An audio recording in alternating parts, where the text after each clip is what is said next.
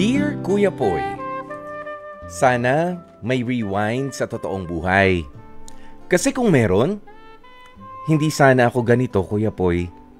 Yung lagi nag-aabang sa notification ng cellphone kasi baka siya yung nag-message. Sana hindi ako ganito na pumupunta sa mga lugar kung saan madalas ko siyang makita.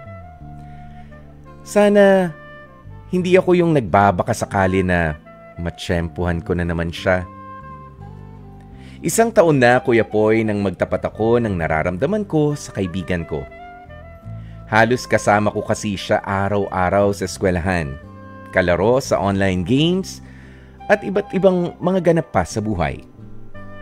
Kaya heto ako, na-fall talaga sa kanya. I took the risk, Kuya Poy. Umamin ako sa nararamdaman ko.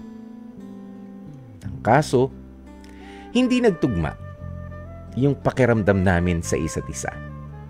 At hindi niya yata ako naiintindihan nung sinabi kong sana walang magbago kung hindi mo man ako gusto sa higit sa kung ano paman ang meron tayo.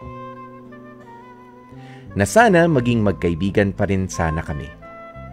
Kuya Poy, punong-puno ng mga sana. Pero ganun na nga ang nangyari. Heto ako ngayon, umaasa na sana ay may rewind talaga sa totoong buhay. Hindi naman ako nagsisisi na magtapat sa kanya ng totoo kong nararamdaman, pero hanggang ngayon ay umaasa pa rin ako na sana magparamdam man lang siya.